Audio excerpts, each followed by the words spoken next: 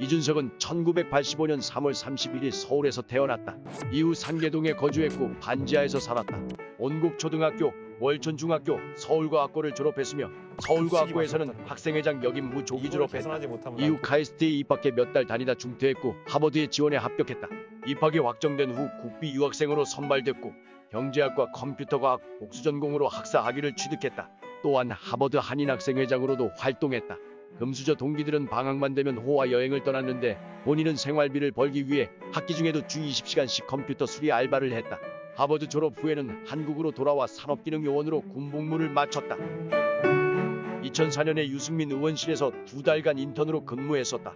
이후 2011년 박근혜에 의해 발탁되어 2012년 새누리당 비상대책위원회 위원으로 활동했다. 손수조와 함께 박근혜 기지로 불렸으며 그 당시 30살도 안 되는 나이였다. 이준석은 자신이 외부에서 보기엔 낙하산으로 보였겠지만 내부에선 엄청난 노력을 했으며 자신을 발탁한 사람들도 인정한 부분이다라면 낙하산 논란을 일축했다. 비례대표 또한 제안받았지만 불출마 선언을 했다. 주 지역구를 선택할 때도 부모님의 고향인 대구를 포기하고 유년 시절을 보낸 노원구 병선거구를 택했다. 국회의원에 당선된 적은 없지만 현재는 헌정사상 최연소 당대표로 활동하고 있다.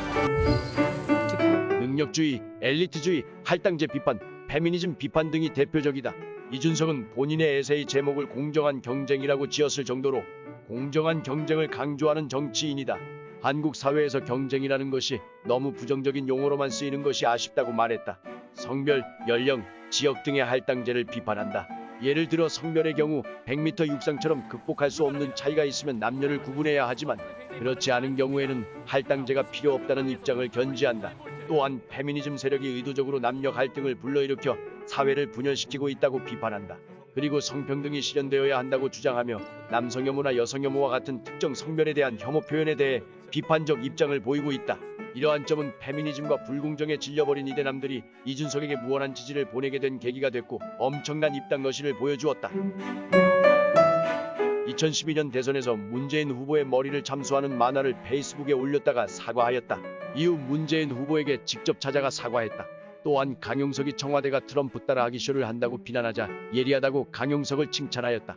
하지만 청와대의 해명으로 강용석의 말은 전후관계를 잘못 파악한 주장으로 드러났다. 사실이 드러나자 본인 페이스북에 자신이 동조했던 글 캡처본과 함께 글을 올려서 사실관계 파악 없이 글을 공유한 점에 대해서 반성하고 앞으로 타인의 글을 공유할 때 점검을 열심히 하겠다고 밝혔다.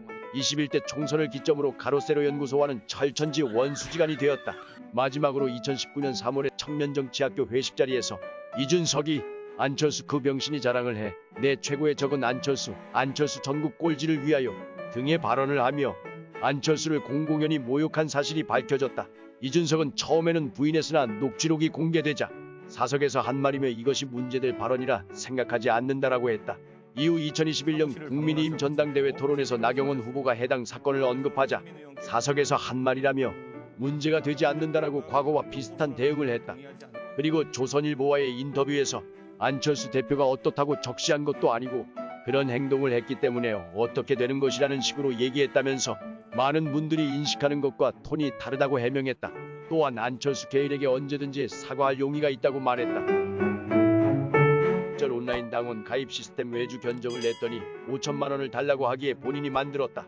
이틀 만에 만들었고 본인의 일당이 2천만 원이냐며 정치에 붙어서 이득을 취하는 업자들을 비판했다. 정당 중복 가입 방지 필터링 및 탈당 기능도 넣었다. 한 네티즌이 국민의힘 온라인 당원 가입 시스템이 잘 안된다고 불만을 내놓자 그건 본인이 만든 게 아니라 해명 아닌 해명을 했다. 2013년부터 비트코인을 매수했으며 자동 프로그램 또한 가동했다 밝혔다. 비트코인으로 얼마를 벌었는지는 정확히 밝혀지지 않았으나 본인 말로는 10억 이하라 밝혔다. 수익의 일부는 선거자금으로 썼다고 한다. 하버드 재학 중 페이스북이 만들어졌다는 메일을 초창기 멤버에게 받았다고 한다. 페이스북의 창업자 마크 저커버그와 동문이긴 했지만 수업을 같이 들었을 뿐 교류는 없었다고 한다. 그 당시 한국의 싸이월드를 소개하며 너희들은 망할 거라고 말했는데 싸이월드가 망하고 페이스북이 대성했다. 페이스북 초창기 모습은 굉장히 허접했다고 한다. 100억을 줘도 하버드 졸업장과 바꾸지 않겠다 밝혔다. 또한 김수현 얼굴과 바꾸겠냐는 질문에도 바꾸지 않겠다 말했다. 서울과학고부터 하버드까지 들어온 과정이 너무나 힘들었고 다시는 하고 싶지 않은 과정이라고 한다. 할아버지부터 3대째 삼성 라이온즈의 팬이라고 한다. 한때 페이스북의 야구와 정치 중 하나를 버려야 한다면 정치를 버리겠다고 했을 정도다. 직관도 많이 가고 페이스북 글에 야구를 많이 인용하기도 한다. 현재는 정치를 버릴 정도로 야구를 좋아하는 건 아니라고 한다. 어릴 적 꿈이 철도 기관사였다며 동호회 활동도 한다 밝혔다. 4호선 신조 차량 목격담을 펜터그래프 사진으로 인증할 정도로 덕력이 높다. 지방에 갈 때마다 KTX, 공항철도 등의 사진을 올렸다. 철도뿐만이 아니라 밀리터리 오타쿠, 일명 밀덕으로도 유명하다. 한국 밀덕들의 영원한 떡밥인 나팔 논쟁에 대해서도 글을 썼다. 프레스 18 방송에서 유재일이 밀리터리 관련 이야기를 꺼내자 쉬지 않고 토크를 이어갔다. 2019년 초 택시기사 면허를 취득해 2달간 택시 운전을 했다. 노원구 소재 운수업체에 취직하여 일주일에 6일 출근하여 하루 12시간씩 일했다고 한다.